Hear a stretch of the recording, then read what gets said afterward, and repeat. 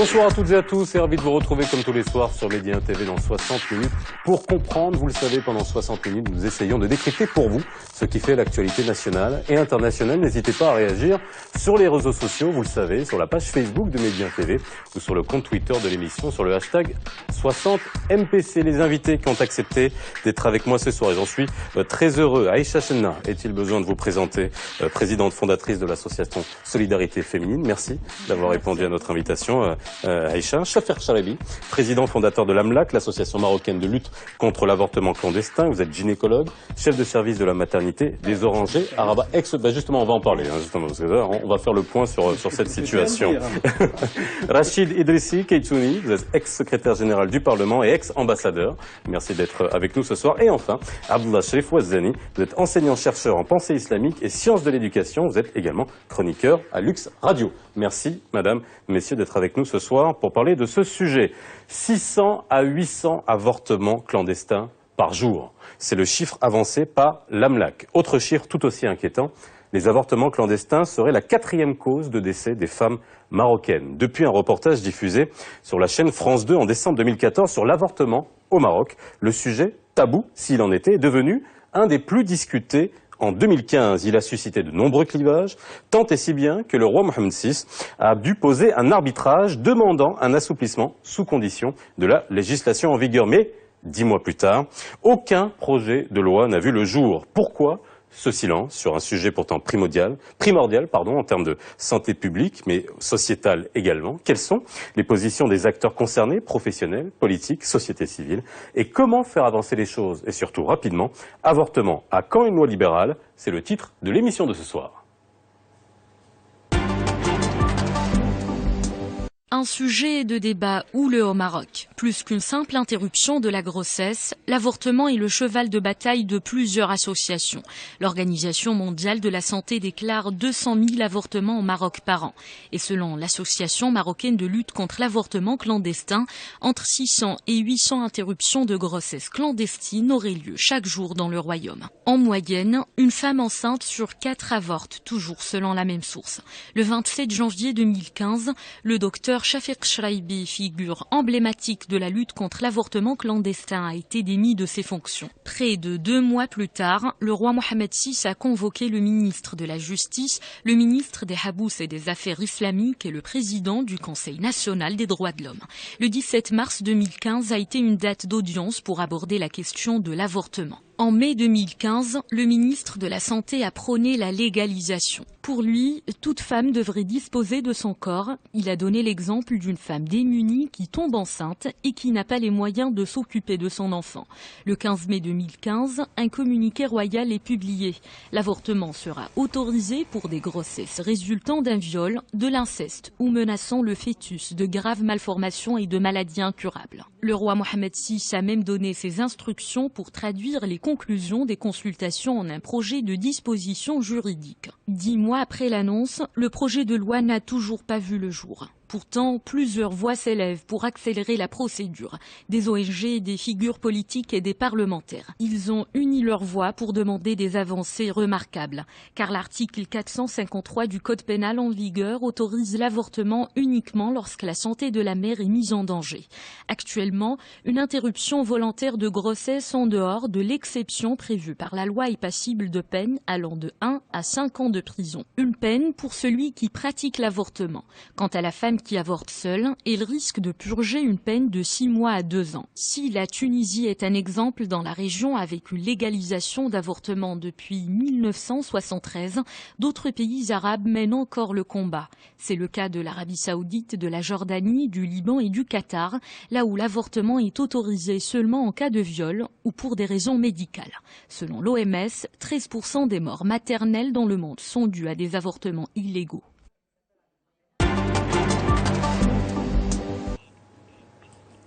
C'était un sujet de Manal Akhdari. Alors, mais Aïcha Chenna, messieurs, on va essayer dans un premier temps de faire le point pour que nos téléspectateurs comprennent bien où est-ce que nous en sommes sur ce sujet en termes d'avortement clandestin, de l'impact que ça peut avoir sur la société, sur finalement les intrants et les motifs, les raisons de cette situation qu'on peut considérer comme alarmante. Et puis on passera bien sûr sur le côté législatif.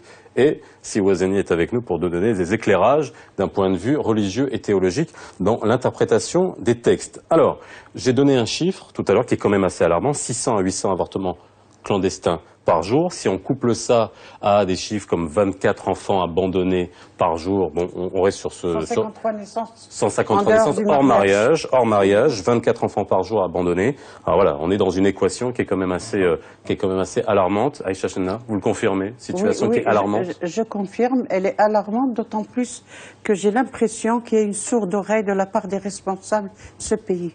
Quand Sa Majesté a pris sur lui de dire « Vous avez un mois pour me donner une réponse », et cette réponse n'arrive toujours pas à sortir sur le terrain. Ça, c'était en mars 2015.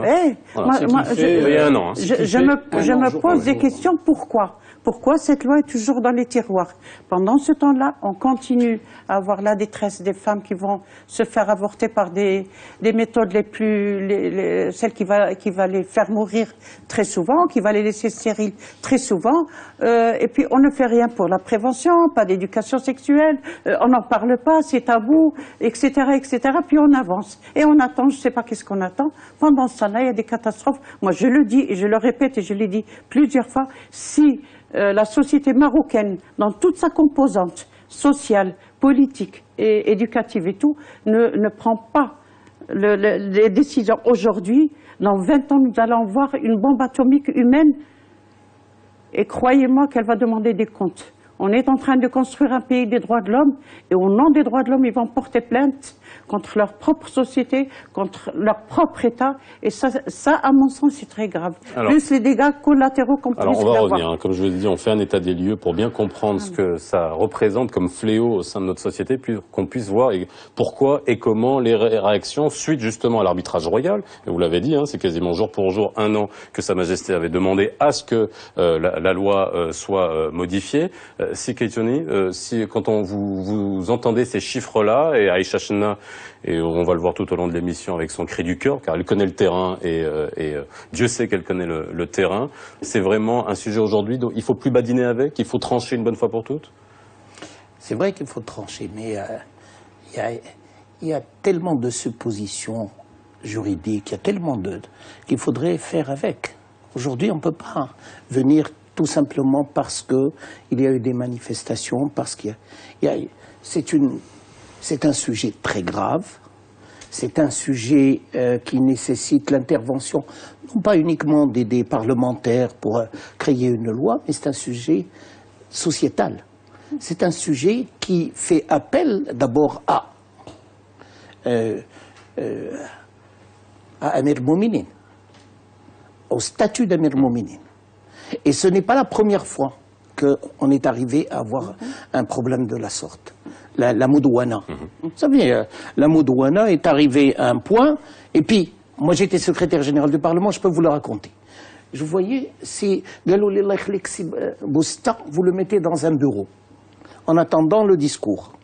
J'ai dit, mais qu'est-ce qu'il a à voir, si Bousta? Il vient de finir là, il n'est plus parlementaire. Non? Le discours, et on a su après que Sa Majesté faisait une commission qui allait se pencher. Parce qu'il n'est pas...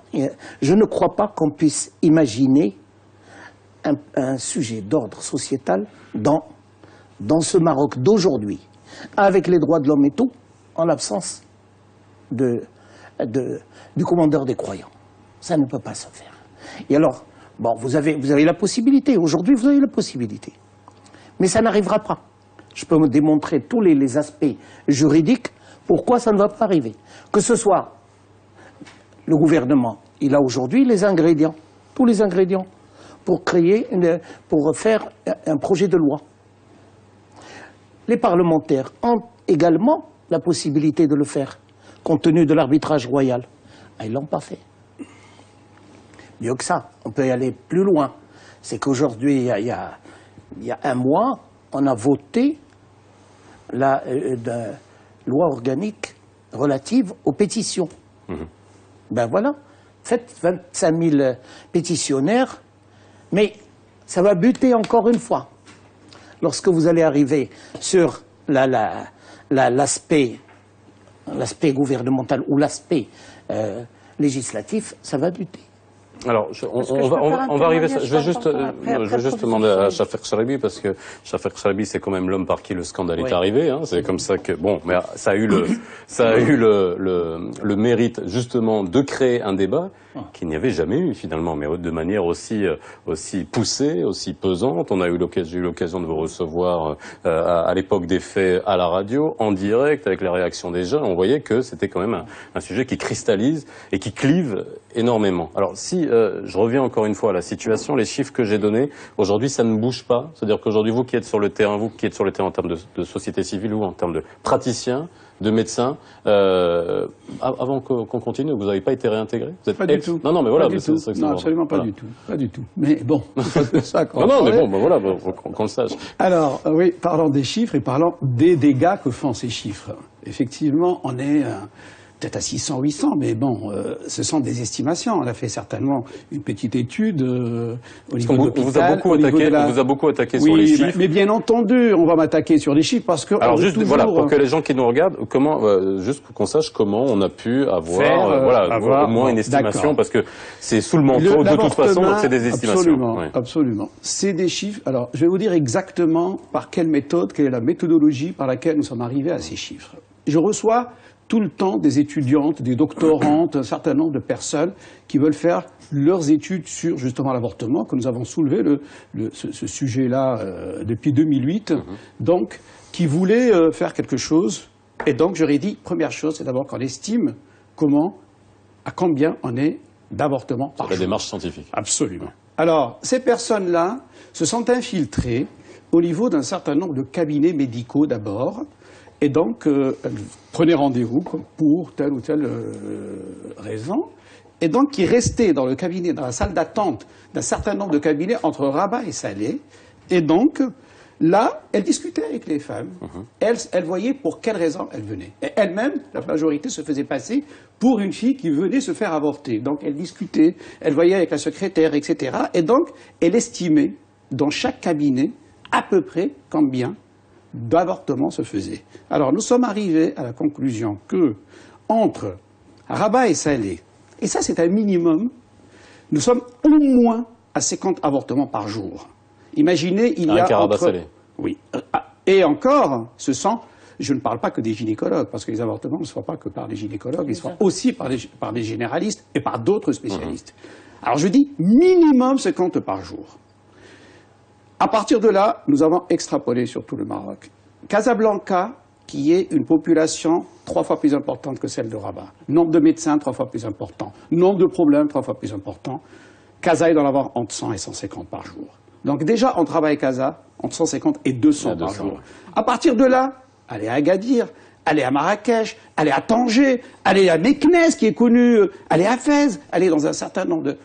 Nous sommes à un minimum de 600. En plus, nous voyons également les avortements clandestins, non médicalisés que nous recevons. Et c'est ce qui va faire révolter d'ailleurs. C'est de voir chaque jour des filles arriver, charcutées, des filles dans des situations catastrophiques, avec des infections graves, avec des hémorragies graves, avec des intoxications graves, qui ont eu recours à un avortement médicalisé peut-être entre guillemets, ou non médicalisé, c'est-à-dire un avortement traditionnel. C'est à partir de là que nous avons lancé le chiffre de 600 à 800 avortements par jour. Et à partir de là, vous l'avez bien dit, il y a une mortalité qui est importante. Alors justement, et ça, c'est un chiffre officiel, l'OMS dit l'OMS dit 200 000 avortements, ça c'est par an, c'est ça c'est les chiffres de l'OMS, mais 13% de la mortalité maternelle est imputée à l'avortement. Donc imaginez combien il doit y en avoir. Et puis aussi, je voudrais parler pas seulement des avortements, c'est de toutes les autres conséquences des grossesses non désirées. Il n'y a pas que l'avortement, il y en a qui vont vers l'avortement avec toute la série de complications qu'il peut avoir, mais il y en a qui vont vers les suicides. Il y en a qui subissent des crimes d'honneur. Il y en a qui finalement sont obligés de garder leurs enfants et que finalement, parce qu'elles ne se sont pas rendues compte que ce n'est qu'à 4-5 mois, je viens d'avoir une jeune fille violée à la maternité il y a 1 semaine ou 15 jours, qui a été violée, qui s'en est rendue compte qu'à 5 mois et qui ont gardé leurs enfants. Absolument. Heureusement qu'il existe un centre comme celui d'Aïcha Chenna qui peut finalement, c'est un recours, moi je dirais, qui peut effectivement prendre en charge ces personnes-là. Je suis absolument d'accord. Mais tout cela est une série. Et aussi, les médecins qui, à tort ou à raison, ont pratiqué un avortement. Ben, en ce moment, il y en a plein qui sont les médecins et ceux qui sont avec. Parce que quand on ramasse un médecin, on ramasse le médecin. Alors justement, qu'est-ce que risque un médecin aujourd'hui qui pratique l'avortement? Alors j'aimerais juste, vous avez parlé d'avortement médicalisé, qui est illégal, bon, mais qui se fait quand même dans un minimum, on va dire, de conditions sanitaires, de conditions de sécurité, avec tout l'aspect psychologique, on va en parler, de ce que ça peut entraîner. Et puis il y a encore ces faiseuses d'anges, voilà. Ce qu'on appelle le break. Elles prennent des plantes abortives qui les rendent malades.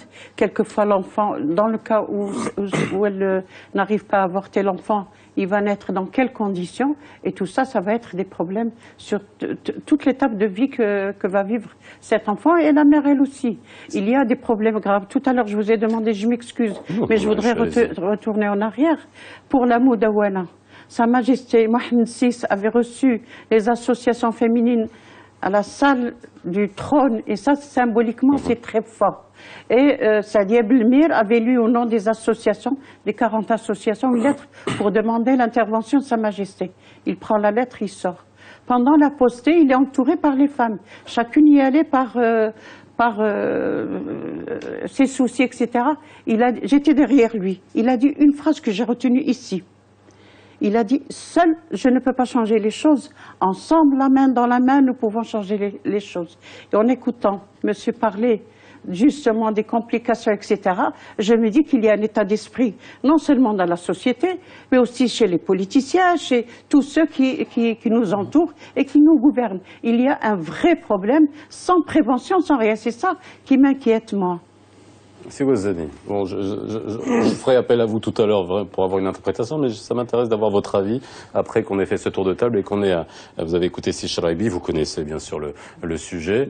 Quand vous voyez ce genre de situation dans un pays comme le nôtre, et vous l'avez dit, qui va transition démocratique avec notre ambition en termes de droits de l'homme, et aussi en termes de santé publique, parce qu'il y a aussi le curseur à mettre sur le santé publique en le détachant de tout le reste. C'est Ouazzani. D'abord, en tant que citoyen marocain, je dirais tout simplement que je suis ahuri.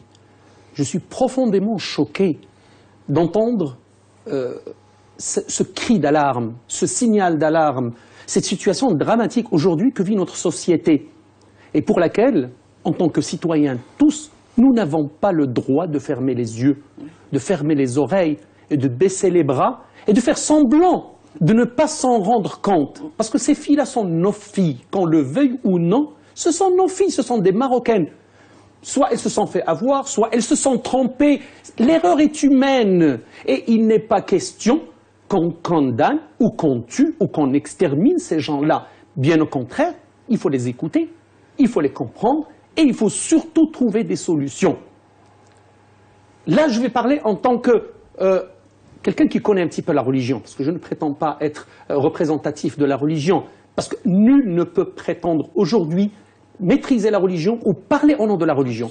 On contribue à une compréhension. D'abord, le phénomène de l'avortement est un phénomène qui est récent. Dans l'histoire de la civilisation islamique ou du temps de la révélation du prophète sallallahu alayhi wa sallam, il n'y avait pas d'avortement. Et donc, il n'y a pas eu de texte révélé, clair, explicite, qui tranche ou qui solutionne ou qui apporte un jugement ou une jurisprudence objective. Tranche. Donc, ça n'existe pas. C'est un phénomène qui est récent et pour lequel les gens qui sont un petit peu imprégnés de la religion, ou les gens qui ont étudié la religion, ou les gens qui prétendent représenter la religion, ont commencé à faire ce qu'on appelle l'effort de compréhension et de synthèse, ay al-ijtihad, à partir d'un certain nombre de textes qui parlent un petit peu de la vie, parce que finalement on est en train de parler de la vie. Et la religion musulmane, à l'instar de toutes les autres religions, sont venues pour préserver la vie. D'ailleurs, l'imam Jouini du 5e siècle de l'Hégire, un des premiers qui a parlé des 5 choses essentielles pour l'être humain, et il a placé en première place la vie, al-hayat. avec bien sûr l'aql, avec bien sûr la religion, avec bien sûr le bien, al-rizq, et avec bien sûr al-nasl ou bien al-ird. Et que Abu Hamid Ghazali, par la suite, qui est aussi son disciple, est venu pour classer et donc parler des priorités dans la vie. Donc, on préserve la vie. Mais on préserve la vie de qui? Est-ce que c'est la vie de la maman? Tout à fait. Ou bien la vie du fœtus? Et là, quand j'entends Dr Shraibi ou Mme Chenna ou Lazeli Rachid parler, ben finalement, on est en train de mettre en danger tout le monde. Et finalement, on doit trouver des solutions. On doit prioriser la préservation de la vie. Si cette jeune fille aujourd'hui qui va se faire charcuter, il faut dire le terme, parce qu'il y a eu des cas où elle est charcutée, et où on compromet aussi sa vie à elle, qu'est-ce qui est le plus important? Et là, beaucoup de fuqaha ont parlé, une fois que la vie de la maman est en danger, il n'est même pas question de réfléchir, on condamne le fœtus dont la vie est éventuelle parce qu'elle est à venir, il n'est même pas encore sorti, alors que la vie de la maman est réelle, elle est là, et c'est ce qu'il faut préserver. Donc, aujourd'hui, moi, à travers cette tribune, cette fenêtre, cette chaîne de télévision, je voudrais lancer ce cri pour dire aux hommes de religion, ayez le courage de vous asseoir, d'étudier la problématique et affrontez-la. Il ne faut pas se retourner, il ne faut pas lui tourner le dos. Surtout que Sa Majesté a été précurseur et il a mis devant leurs responsabilités tous les acteurs de la vie. Et je parle des hommes de religion, de droit, les sociologues et les acteurs associatifs. Qu'ils se mettent autour d'une table le plus rapidement possible. Une année est passée, ça veut dire qu'une année, on a eu des centaines de milliers de vies, soit mortes, soit compromises. Concernant la vie, et c'est exactement ça, parce que les gens, ils pensent qu'à la vie de l'embryon ou du fœtus. Mais imaginez, il y a deux vies, d'accord, ok. Mais là, vous avez la vie d'une maman ou d'une jeune fille qui a peut-être déjà des enfants, qui est sur Terre, qui a peut-être déjà des enfants, qui est sur Terre, qui se trouve sur Terre, et dont la vie est menacée justement par un avortement clandestin. Ou encore, un enfant qui va naître, qui est sur Terre, et qui va subir un infanticide, qui va être tué. Alors imaginez, si j'ai ces deux, c'est vrai que je voudrais bien préserver les deux, celle de fœtus, si je peux, je le dis bien, ou celle de la mère. Mais quand il y a impossibilité, ben alors je préserverai bien sûr celle de la maman ou celle du bébé à naître. Pareil, je suis obstétricien. Quand on est devant une femme qui arrive avec un bébé qui est prêt à naître et qu'on n'a pas le choix, on doit absolument condamner le bébé pour sauver la vie de la mère. Eh bien, bien entendu, on sauve la vie de la mère. Ce sont des choix auxquels vous êtes confrontés. Bien entendu, tous les jours. Tous les jours. Donc, c'est des choses qui sont absolument indiscutables. Le professeur Shraibi ne va pas dire quelque chose que je vais dire, parce que moi, je ne suis pas médecin. J'estime que le Maroc dépense suffisamment d'argent pour former un médecin. Un gynécologue, c'est encore beaucoup plus. Et le gynécologue se retrouve devant une fille en détresse. Je ne dis pas que toutes veulent faire l'avortement, parce que j'ai mes propres opinions, j'en parlerai tout à l'heure. On viendra justement, parce que les sociétés ont peur de l'avortement de confort. On va en parler, parce que ça, c'est autre chose. Lui, il se retrouve devant une grande détresse, et quelquefois, il n'a pas autre chose à faire que de passer à l'acte. Soit qu'elle est en hémorragie, soit... Enfin, il y a plein de problèmes. Et il se retrouve en prison, et voilà qu'on a perdu un médecin. Bon, il va s'occuper en prison, mais on va perdre un médecin que nous avons vraiment formé sur des années. Et ça, à mon sens, c'est très grave. Maintenant, qu'une maman aille, et ça j'ai l'expérience, une maman en situation de détresse, et j'avais deux attestations de professeurs en psychiatrie qui autorisaient pour le bien de cette femme qui était en danger et qui allait mettre en danger l'enfant s'il reste. Et bien, quand j'ai amené la fille à la maternité de Casablanca, je me suis fait mettre à la porte, et d'une façon pas très élégante. Et le médecin encore, il a été, bon, c'est pas élégant, mais il m'a mis à la porte et il m'a dit, moi j'aide les femmes à donner la vie et non pas supprimer la vie. Il m'a renvoyé. Cette fille, qu'est-ce que vous croyez qu'elle a fait? Elle s'est débrouillée pour aller prendre les plantes abortives. Voilà. Parce que quand on veut faire un avortement, on a beau essayer de convaincre la personne de ne pas le faire, ce qui est dans sa tête, parce qu'elle a ses raisons. Et elle va y aller. On a beau lui dire, non madame, c'est pas bien, faut pas le faire, etc. Elle va y aller parce qu'elle a ses propres raisons. Comme on dit, pas celui qui va lui donner des conseils. Je voudrais juste rebondir sur ce qui a été dit par Siwazani et c'est Shraibi. En termes de droit, chaque personne a un et un seul patrimoine qui commence à sa naissance et qui finit à sa mort. Bon, aujourd'hui... C'est son corps. C'est son corps. Oui, c'est-à-dire en tout. Oui. Et bien, etc., etc. Oui. La personne ne commence qu'à la naissance.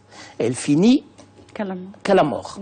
Et c'est une fois où on établit ces deux actes que l'espoir de la vie, l'espoir du vivre en commun, l'espoir agit en fonction de ce que peut être la société. Nous sommes dans une société en transition formidable. Nous sommes en même temps les récipiendaires de tout ce qui est aujourd'hui droits de l'homme, qui est constitution, liberté, etc., etc. Et nous avons un socle qui est le socle défini par notre histoire, à savoir qu'il y a aujourd'hui des institutions qui sont la religion, la monarchie, et puis ce territoire pour lequel 3 millions de personnes sont sorties il y a quelques jours. Alors, vous voyez que dans cette optique, la vie dans la société nécessite absolument des compromis et nécessite absolument un dialogue, un débat entre tous ceux qui interviennent à un niveau ou à un autre sur cet aspect de la société qui est l'avortement, qui est la vie en commun. La vie en commun. Nous sommes dans une société multiple et plurielle en même temps. Cette société multiple et plurielle, il faudrait lui trouver tous les raccords possibles et imaginables pour pouvoir avancer. Comme dit Mme Chinna, mais c'est demain on sera jugé. Demain on sera jugé parce que demain c'est tous ces gens. Non mais vous avez un discours très général qu'on pourrait appliquer à n'importe quelle cause, hein, et je le comprends, on est tous dans cette optique-là, mais là c'est vrai que sur ce cas-là précis, on est quand même dans quelque chose d'extrêmement compliqué en termes de perception, parce qu'il y a à la fois la perception du fœtus, de l'enfant, mais il y a la perception de ces femmes, comment aujourd'hui est-ce qu'elles sont considérées dans la société.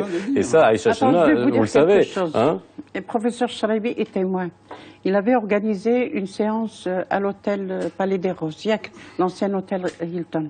Il y avait quelques partis politiques qui étaient là. Ceux qui étaient pour l'avortement, ceux qui étaient contre. Et dans la salle, vous vous rappelez, professeur, il y avait parmi nous un enfant qui a grandi sans racines, connaît ni sa mère, ni son père, ni rien. Il essaie de prendre la parole. On ne lui passe pas le micro. Je me tourne vers des personnalités pour qui j'ai beaucoup de respect. Je leur dis, il a quelque chose à dire, c'est un enfant né et abandonné.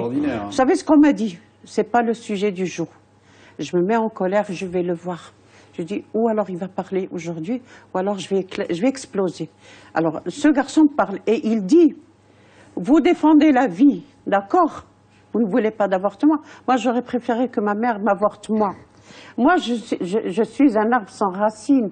Est-ce que, depuis que vous êtes aux affaires, est-ce que vous êtes venu toquer à notre porte pour dire, vous, les enfants des orphelinats, qui êtes déracinés, qu'est-ce qui vous manque? Personne n'est venu toquer à notre porte. Et aujourd'hui, vous osez parler de la vie. Qu'est-ce qui s'est passé? Je te jure que c'est la vérité. Je pense que le professeur Chalabi a toujours le film. La salle a applaudi. Et qui est plus ou moins un petit peu, disons, extérieurement islamiste, je dirais entre guillemets, oui, nous avons tous ces darbi. Et les autres qui m'ont dit, ce n'est pas le sujet du jour, ça veut dire quoi? C'est pas de la récupération hadith. Vous voyez, nous sommes sur une position extrêmement sensible, extrêmement difficile, et on a intérêt à travailler dans la transparence aujourd'hui. C'est vrai que c'est douloureux, je ne dis pas que ce n'est pas douloureux, mais il faut y aller. Il faut mettre des lois pour protéger. Écoutez, j'étais en Tunisie. Il n'y a pas longtemps. Oui, quand on s'est appelé la semaine dernière, il m'a dit, je viens de revenir de Tunisie, tu vas voir, je vais te raconter quelque chose. Alors en Tunisie, voilà que j'ai oublié son nom de toutes les façons, une chercheuse en théologie. Pendant tout le moment où elle a parlé de la mère célibataire, elle n'a pas utilisé une seule fois la présence de l'homme, et à chaque fois elle a dit, À chaque fois, elle dit, elle doit demander pardon à Dieu parce qu'elle a donné la vie à un enfant. Alors, j'essaie de rester patiente. Hein. Enfin, je lui dis, mais madame, il n'y a que la Sainte Vierge Marie qui est l'enfant Jésus-Christ par miracle. Et les autres, qu'est-ce qu'on en fait? Vous n'avez pas parlé de l'homme, vous n'avez pas parlé d'éducation sexuelle. Ne me dites pas que dans le Coran, il n'y a pas de versets coraniques qui correspondent justement à l'éducation sexuelle. Ne me dites pas que le Coran est injuste parce que Dieu ne peut pas être injuste. Lui, il préserve la vie. Et je suis sûre qu'il y a, avec tout le respect que j'ai pour les gens spécialistes, moi c'est un héritage par la voie orale que j'ai appris, dans les versets coraniques, il y a certainement des passages qui nous disent appelez-les par le nom de leur père. Si vous connaissez le nom de leur père, on peut passer par là, humaniser le Coran et arriver à trouver des solutions à nos problèmes. Voilà. La problématique. Je vous donnerai la parole. On va bientôt faire la pause, donc je vous donnerai la parole par rapport à ça parce que c'est vraiment intéressant. La problématique des grossesses non désirées est certainement, d'abord, c'est un problème pour un pays, un problème sociétal, un problème de santé publique, un problème économique. Alors, quand on voit, moi j'adore, toujours à chaque fois, politique certainement, toujours, quand je fais une conférence concernant ce sujet-là, j'expose la carte du monde et on voit quels sont les pays qui ont légalisé et ceux qui ne l'ont pas. Bon, on a la Tunisie. Hein. Et alors, attendez, on voit effectivement que plus de 95% des pays développés ont légalisé. Avec des nuances, hein, à chaque fois, mais d'une manière ou d'une autre. Des nuances, mais ils ont pratiquement légalisé, bon, sauf peut-être quelques restrictions, mais légalisé, 95%. Cela veut dire que c'est des gens qui ne se cachent pas la tête dans le sable. Quand ils ont un problème, ils le posent sur la table. Et ils arrivent à le résoudre. Ça ne veut pas dire qu'ils n'ont pas ni de déontologie, ni d'éthique, ni de conscience. Ils ont tout ça, mais ils ont un problème. Il va falloir... Et c'est comme ça qu'on avance. C'est comme ça qu'on se développe. C'est parce qu'on règle nos problèmes. Et quand on voit sur cette même carte, 95% des pays, pour être gentils, en voie de développement, n'ont pas à légaliser. Et c'est pour cela qu'on reste toujours dans nos problèmes. C'est parce que, à chaque fois que nous avons un problème, on se fout la tête dans le sable et on laisse. Moi, j'ai eu des responsables avec qui j'ai discuté. J'ai dit avortement. Ils me disent avortement, oui, je sais que ça existe, mais je veux pas en parler. Je veux pas en parler. Voilà. Les gens ne veulent pas en parler. Et ça, ben, ça fait une bombe qui va nous exploser en pleine gueule, parce que, justement, on ne veut pas résoudre ce problème. Certains pays musulmans ont effectivement légalisé depuis très longtemps. La Tunisie, depuis 1972. La Turquie, un peu... Plus maintenant. Si, bien au contraire, madame. Alors, attendez, non, mais... Il n'y a pas eu, si on avait eu, s'il y avait eu... Non, pas du tout, parce qu'il y a des gens qui refusent, mais la loi est toujours là. La loi est là, mais les gens, bon ça, ils ne peuvent pas aller... Alors, il y en a effectivement. Bon, maintenant, par exemple, j'entends parler de l'Italie. L'Italie, où c'est légal, ben, je viens de lire un article cette semaine même, comme quoi les médecins italiens commencent à refuser. Alors justement, là, c'est l'État qui commence à demander. On va venir sur ce que risquent les médecins. On fait une petite pause, on continue là-dessus juste après. C'est extraordinaire. Avortement, à quand une loi libérale? Suite de 60 minutes pour comprendre. Ah oui, non, mais on va parler de la loi justement, mais c'est intéressant de voir à travers le monde. Vous nous l'avez dit, 95% des pays qui l'ont légalisé. Aïcha, je vais passer la parole à Siwazani, mais avant, Aïcha Chana, vous étiez en Tunisie, vous nous dites, alors la loi est toujours là en Tunisie, c'est toujours légalisé, mais vous dites qu'il y a un recul de quoi dans les mentalités? On essaye de revenir en arrière. Dans les endroits où on pratique l'avortement, il y aura toujours une excuse pour ne pas faire l'avortement à la fille qui le demande. C'est soit le médecin qui n'est pas là, soit c'est pas le jour, soit c'est pas le quartier, soit c'est une manière détournée d'essayer. Une manière détournée, comme quoi. Bon. Alors qu'est-ce qui se passe? Elle se retrouve évidemment avec une grossesse qu'elle n'a pas désirée. Et voilà le risque d'avoir des enfants qu'on va abandonner après. Et là, ils vont être dans la même situation que nous, où c'est une mère célibataire qui va être exclue, marginalisée, exactement comme chez nous, parce que nous sommes la même société maghrébine, on réfléchit de la même façon, soit faire des enfants abandonnés, et ça, c'est quelque chose de très grave qui est en train de se passer. Ce matin, juste avant de venir ici, une journaliste m'appelle et me dit « Madame Chena, qu'est-ce que vous pensez de la même famille, femmes et hommes, ils sont frères ou sœurs, ou père ou mère, ou oncle et tante, et qui se trouvent mariés, et après, ils doivent divorcer. Qu'est-ce que vous en pensez ?» Ben voilà, ça c'est une réalité qui m'a été rapportée aujourd'hui par quelqu'un qui est dans la presse. Et vous savez très bien que les journalistes sont très curieux, ils vont toujours chercher l'information. C'est Ouazani. Alors, concernant juste ce problème de Tunisie. La Tunisie n'est pas en train de reculer. C'est ce phénomène qui est arrivé depuis le printemps arabe où il y a d'autocensure. Et là, vraiment, c'est de l'autocensure et chacun se met en position... Il y a de l'autocensure dans tous les débats de société? Oui, mais attendez, aujourd'hui, dans une société qui était en avance, dans une société, la société tunisienne, elle a fait une constitution qui est avant-gardiste. Absolument. Avant-gardiste, il faut le dire. Et aujourd'hui, c'est la société qui accuse le retard. Ce sont les gens qui se mettent derrière des voiles. C'est le moment de parler sans mauvais jeu de mots. Non, je pense à Fatima Bounessi, Beyond the Veil, au-delà du voile. Tout se passe au-delà du voile. Aujourd'hui, la société civile ne se met pas en face de ce problème. Les politiques ne se mettent pas en face.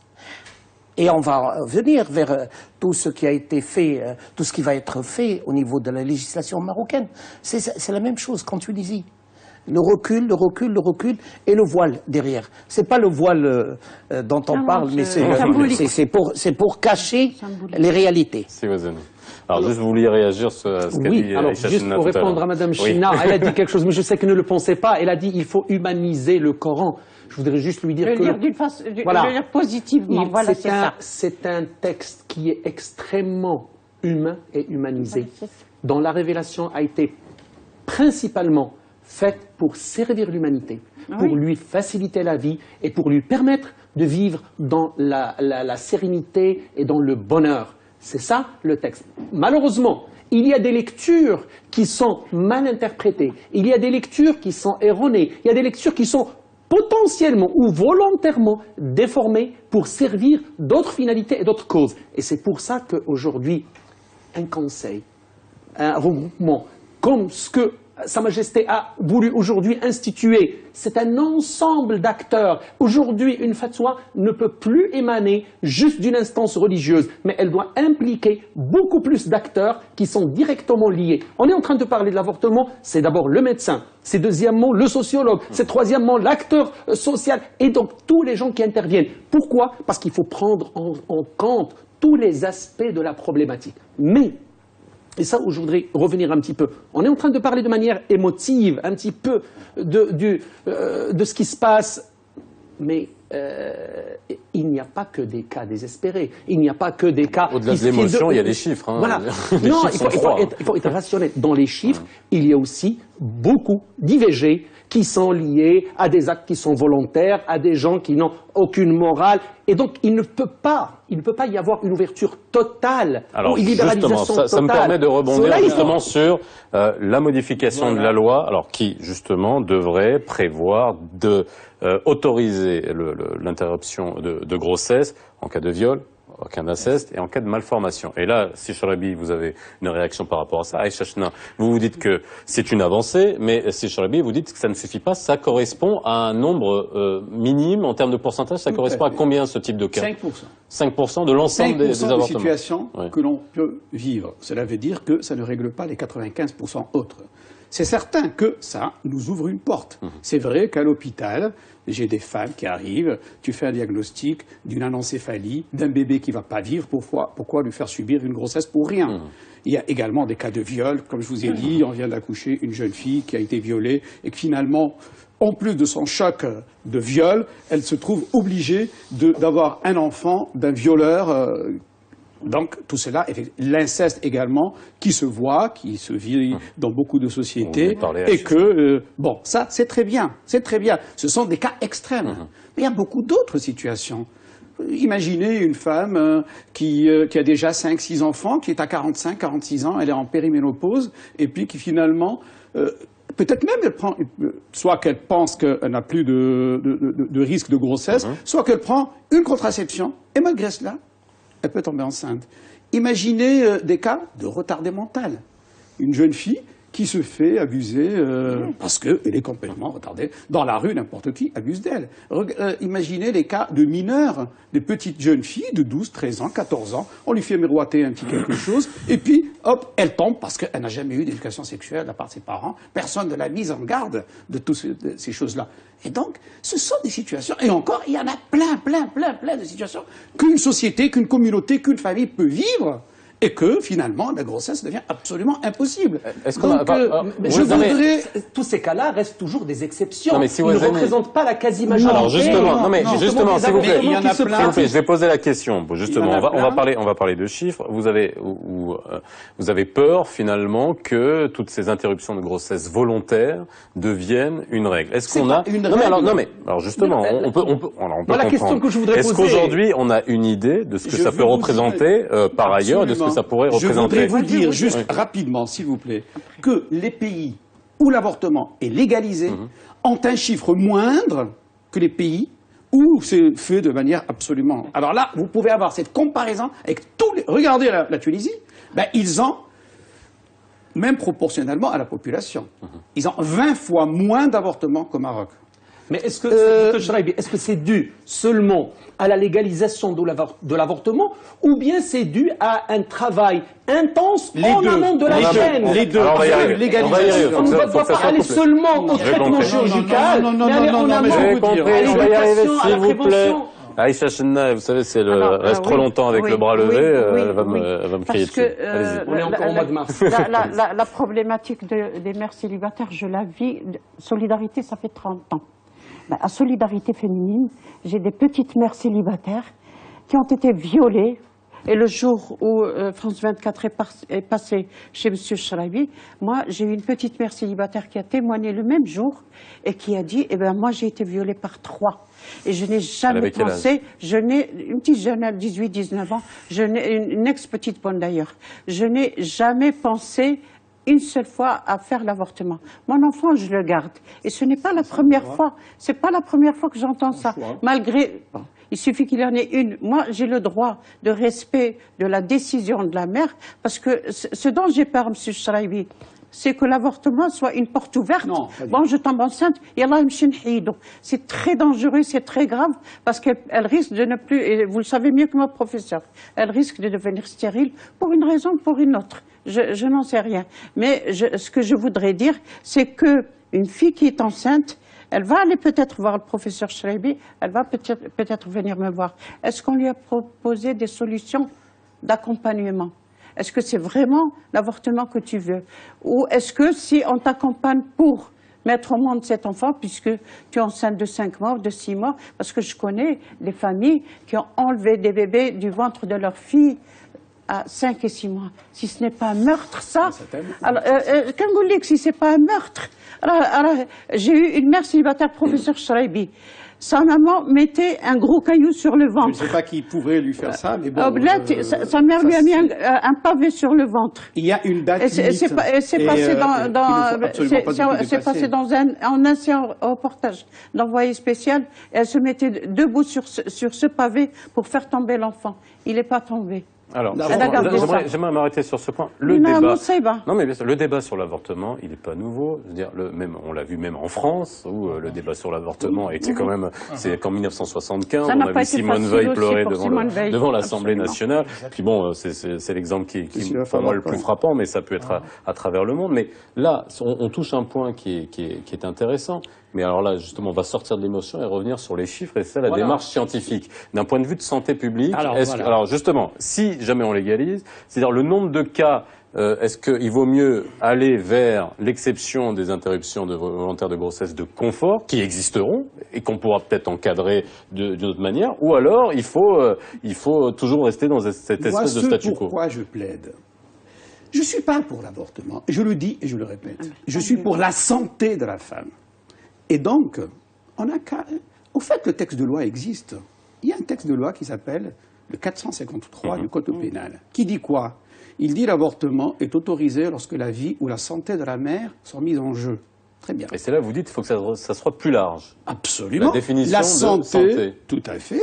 C'est quoi la santé? La santé, selon l'OMS, à laquelle nous sommes affiliés, est un état de bien-être physique, donc c'est pas seulement quelqu'un qui est physiquement sain, qu'il est en bonne santé, mais aussi mentale et sociale. Il y a ces trois composantes de la société, de la santé.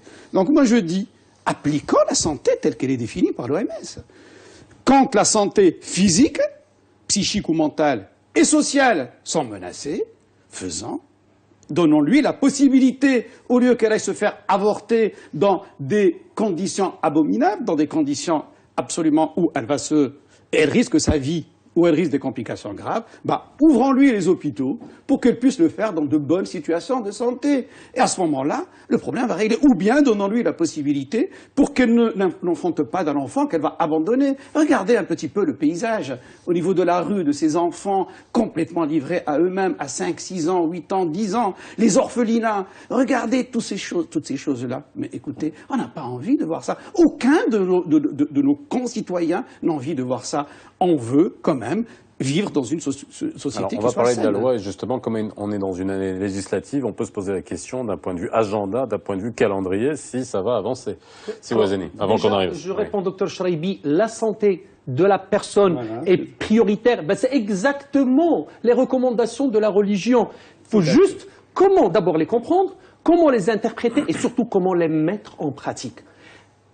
Ce que je voudrais dire, et ce que j'ai dit tout à l'heure, ne pas ouvrir la porte très grande à l'avortement pour ne pas justement permettre à tout un chacun qui a envie d'avoir des mœurs comme il les veut et parce qu'il a une solution de rattrapage à chaque fois qu'il peut faire appel, ça, on ne peut pas le faire, qu'on le veuille ou non, que ce soit sur le plan éthique, moral ou religieux, on est conditionné et on a l'obligation d'éduquer et d'accompagner.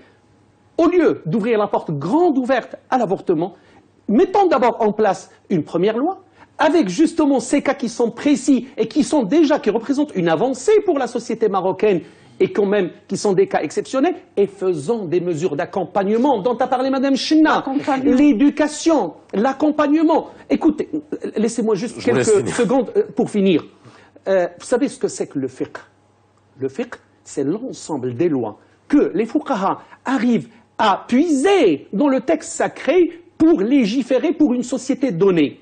Aujourd'hui, notre société évolue. Qu'on le veuille ou non, on évolue. Il y a un certain nombre d'évolutions au niveau des mœurs, au niveau de la culture, au niveau des compréhensions, l'impact d'autres cultures et d'autres modes de vie qui nous viennent. Et nos jeunes sont imprégnés et sont impressionnés. Et donc adoptent et vont dans ce sens. Nous, aujourd'hui, on n'est pas capable, de par notre éthique, notre morale ou notre religion, de les accompagner, au moins faisant en sorte, dans notre fiqh, parce qu'il y a ce qu'on appelle fiqh al-waqi', le fiqh de la réalité, et qui doit puiser dans le texte, mais doit être fait à la lumière des enjeux et des défis sociétaux contemporains. Alors justement, et nos fuqaha doivent avoir le courage. C'est Wazeni. Juste après, je vous demandais de faire un parallèle parce que vous dites de pas ouvrir. Mais il y en a comme par exemple, je reviens. Excusez-moi, je fais juste un point de comparaison. Après, j'enchaîne avec Sidressi Keitouni. Parlons par exemple du mariage des mineurs. On a légiféré sur la question. On est quand même vous parlez de waqi', vous parlez de ce qui se passe sur le terrain, on a quand même des juges qui accordent des dérogations à tir larigot. Donc c'est pour ça, c'est juste pour faire un parallèle. Est-ce qu'aujourd'hui, on a la capacité, est-ce que la loi réglera le problème? Ça aussi, ça sera une vraie question dans son application. Vous l'avez entendu. Je crois que le problème aujourd'hui est un problème d'émotion. Chacun, il va de son émotivité. Moi, j'essaie depuis tout à l'heure de voir les chiffres et de parler de la loi. Mais c'est la conséquence. On ne peut pas aujourd'hui aller vers une législation, vers la résolution d'un problème, sans dépassionner ce sujet. Mais vous ne pourrez pas. Il faut le dépassionner. Il faut le dépassionner. Non, il faut le dépassionner dans le sens où les gens se mettront autour d'une table. Et il commencera à discuter, mais discuter quant au fond. On l'a fait. Mais non, le problème a été appelé. L'AMLAC a posé le problème, c'est vrai. Mais on savait pertinemment que c'était un problème sociétal et qu'on n'allait pas se permettre de le résoudre entre partis politiques, entre groupes parlementaires et entre eux. Et la preuve, c'est que le jour où tu as réuni tout ce monde, eh ben, La décision est tombée. La décision est tombée. Et aujourd'hui, ça fait 1 an que cette décision est arrivée. Mais qui a fait quoi? Aujourd'hui, Sa Majesté n'a pas dit « ne faites pas ». Le gouvernement n'a pas fait. Les groupes parlementaires n'ont pas fait. Et même la société civile, puisqu'il y a eu la votation des pétitions, vous pouvez le faire. On peut le faire. On peut organiser donc la possibilité d'amener et l'exécutif et le législatif vers une décision.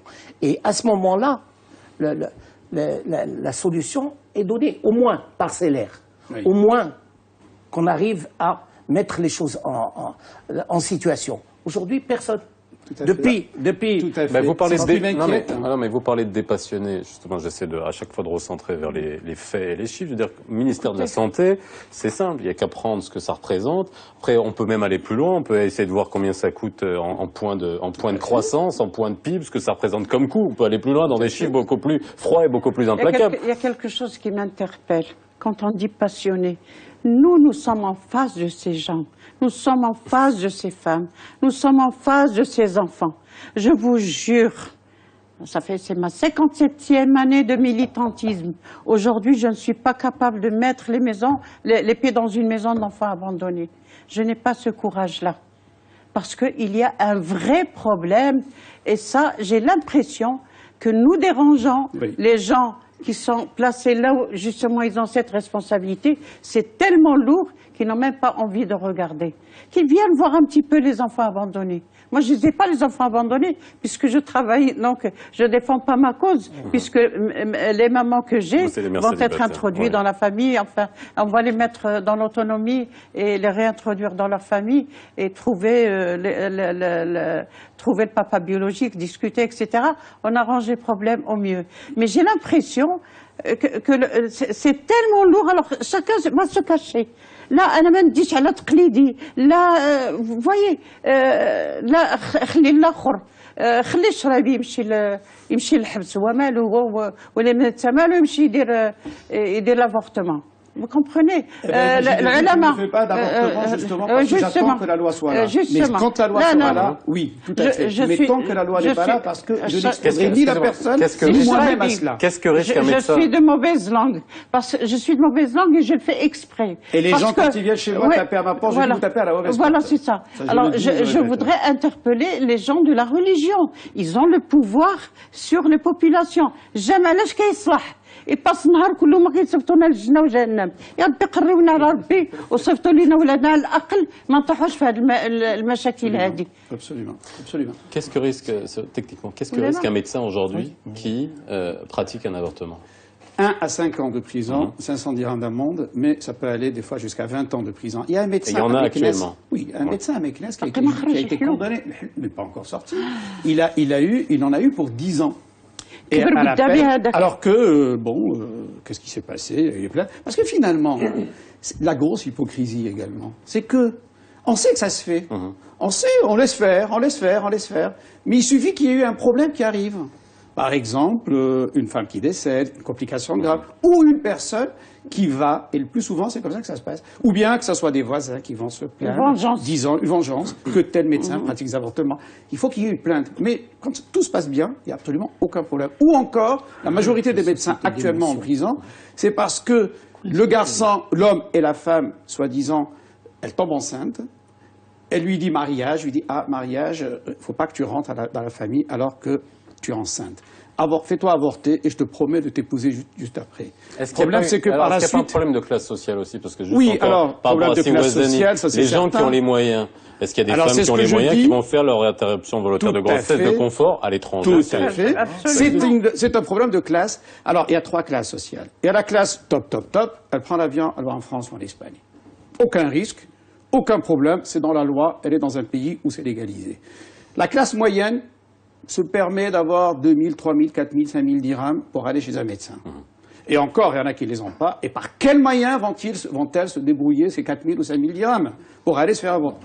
Et ceux qui en payent le prix, c'est justement la classe la plus basse, qui n'a pas ces moyens-là et qui va aller se faire avorter par des charlatans, par des herboristes, par des faiseuses d'anges, comme on l'appelle, etc. Et c'est là, justement, je ne sais pas, si tant que j'ai la parole, j'ai envie, justement, de dire que la loi, maintenant, ça fait 1 an, jour pour jour, que Sa Majesté, c'était lors du Congrès national de la MLAC, que Sa Majesté qui a eu le communiqué royal concernant justement l'histoire d'avortement et qui a mis le dossier entre le ministre de la Justice, le ministre de Habous et le CNDH. Et il a donné 1 mois au ministre de la Santé et il leur a donné 1 mois pour qu'ils lui rendent leurs conclusions, où ils disent que l'extrême majorité des Marocains se sont pour la criminalisation de l'avortement et qu'on peut légiférer que dans ces 3 situations. Déjà, quelle est cette extrême majorité? Parce que on a ratissé vraiment pas vraiment large. Nous, par exemple, on n'a pas été écoutés par certaines, on n'a écouté pas. Bon. Maintenant, une fois que ça a été mis, alors après 1 mois, c'est-à-dire le 16 avril, Sa Majesté a donné le dossier au ministre de la Santé et de la Justice. Le ministre de la Santé, d'ailleurs, m'avait demandé de faire un rapport sur les procédures, sur les lieux et sur les personnes qui devraient faire les avortements. Parce que c'est vrai qu'il y en a qui peuvent dire « moi, j'ai pas envie de faire ». Mais on va faire ces personnes-là parce que, d'abord, il faut insister que 80% maintenant des avortements se font de façon médicamenteuse. Donc, il faut une formation de ces médecins-là. Mais ces médecins doivent d'abord signer comme quoi, ils sont d'accord. Parce que maintenant, qu'est-ce qui se passe en Tunisie, par exemple? C'est qu'il y a des centres de PF, de planning familial, qui pratiquent. Mais c'est ces médecins-là qui maintenant ne veulent pas, parce que ça ne leur apporte plus grand-chose. Mais ceux qui sont dans le privé, ils continuent à le faire, parce qu'ils sont dans la loi, ils continuent à le faire. Maintenant, il va falloir qu'une fois que... maintenant, ça fait 1 an, et c'est ça qui m'inquiète. C'est que silence total sur ce dossier. Nous nous sommes battus très longtemps. Sa Majesté maintenant a intervenu. Alors justement, c'est la question que j'ai posée tout à l'heure. Et je ne comprends pas. Je veux juste poser d'un point de vue politique. Beaucoup sur ce dossier. Est-ce que vous pensez que c'est une loi qui va voir le jour cette année, ou alors ça va être encore retardé au calendrier? Non, je ne pense pas que cette loi va arriver. Pas qu'elle va pas arriver du tout. Non, qu'elle ne va pas arriver pendant cette législature. Oui. Voilà. C'est-à-dire qu'aujourd'hui, il y a une session ordinaire. On peut même imaginer des sessions extraordinaires. Mais le planning est très très mal fait. Ramadan, les choses, les vacances, etc., etc. Et il y a les élections. Et qui sont ces partis politiques qui aujourd'hui vont poser le problème dans sa globalité et dans ses différentes spécificités? Ça peut leur rapporter aussi. Même si est-ce que le gouvernement aujourd'hui, gouvernement PJD, va amener une loi et dans quelle perspective? Et lorsqu'on voit que Sa Majesté a donné ce texte au ministre des Habous, qui est, disons, un ministère de souveraineté, c'est tout simplement attendre. On va attendre une nouvelle situation. Mais dans une année électorale, je vois très très mal qu'il y a beaucoup d'autres problèmes qui sont... Excusez-moi, je ne vais pas rater cette occasion d'avoir toutes ces personnalités. Vous avez parlé d'émotion. Oui. On a fait sortir, ou les Marocains sont sortis par émotion, 3 millions pour une cause nationale. Alors, j'espère que les politiciens auront de l'émotion quand ils seront en charge du pays, qu'ils se posent la question, et si c'était moi? Et si ça m'arrive à moi, qu'est-ce que je voudrais? Ça va me faire mal. Moi, je lui demande de prendre même pas 1 minute de silence. Madame Sina, moi, je ne parle pas de l'émotion. Non, puisque c'est moi qui ai parlé d'émotion. C'est moi qui ai parlé d'émotion. Je vous dis que le processus et la production législative ne peut pas se faire par l'émotionnel. Moi, je comprends. Impossible. Moi, je comprends. Quand vous entendez dire que justement l'écrasante majorité des Marocains, c'est pour ça, on est quand même sur l'émotion. On est sur, on joue sur l'émotion. Le politique joue sur l'émotion. Le politique joue sur l'émotion, mais ça ne se fera pas tant qu'on n'aura pas baissé cette tension émotionnelle pour parler vrai, parce que c'est un problème extrêmement important, extrêmement dangereux pour la société. Et il ne faudrait pas le faire parce que moi je fais mon prêche vendredi, je vais pouvoir parler, ou alors je suis un politique qui va essayer de dire toute la société il faut complètement la changer d'un seul coup et rien.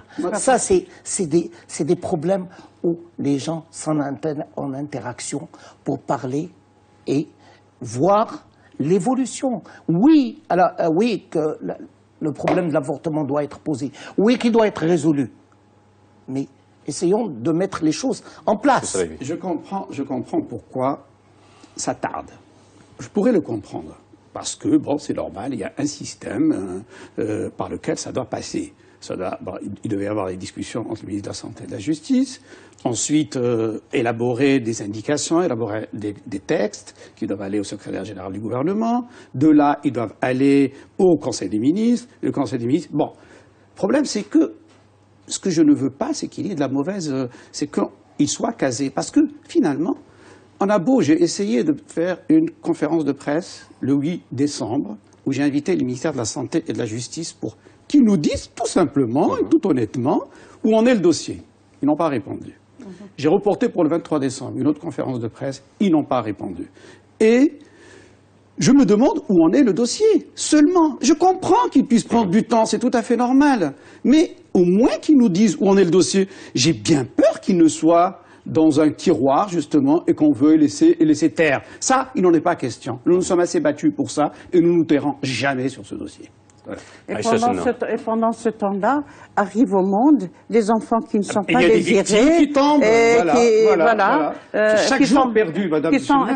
Qui sont abandonnés, des filles qui se font avorter, charcuter, je dirais, ou alors prendre ce qu'on appelle le break, elles vont pour 30 ou 40 dirhams acheter du poison, ça va empoisonner tout leur corps. Si le bébé tombe, parce que quelquefois il s'accroche, malgré tout, et il va naître avec, bon je suis pas médecin, mais moi c'est ce que je vois, il va naître avec plein de problèmes, déjà qu'elle n'a pas comment se prendre en charge elle-même, si en plus il faut prendre en charge les conséquences de l'avortement, et bien moi, à Solidarité Féminine, je peux vous dire qu'on a eu des bébés et il a fallu dépenser près de 5 briques, 5 millions de centimes pour sauver un enfant. Je comprends que la procédure puisse prendre du temps. Je comprends que la procédure puisse prendre du temps, mais juste vous dire, comme a dit Mme China, il y a des victimes qui tombent chaque jour et que cette procédure, on doit il faut lui donner la priorité. Alors, s'il vous plaît, vraiment, je donne 20 secondes, mais vraiment 20 secondes à Siwazeni, je ne l'ai pas entendu depuis tout à l'heure, juste pour finir parce qu'il faut qu'on rende l'antenne. Très simplement, très rapidement. Il faut dire que l'avortement ne sera pas la solution unique à cette grande problématique sociale aujourd'hui que nous vivons. C'est une solution. Avec de l'éducation et un accompagnement. Il faut qu'il y ait une approche globalisante. Ce qui est très intéressant aujourd'hui, c'est que nous sommes tous d'accord sur la finalité, qui est la préservation de l'intégrité physique et mentale de la maman ou de l'être humain. Alors, comment arriver à cette préservation ? C'est là ce qu'on doit discuter et trouver des solutions. Merci à vous d'avoir été avec nous ce soir sur ce sujet, bien sûr, très passionné. Et c'est vrai que ça demandera d'autres émissions pour en parler. Merci en tout cas de votre éclairage. Merci à Aïcha Chenna d'avoir été avec nous. Excellente soirée sur Média TV et la rediffusion, comme tous les soirs, à 22h40.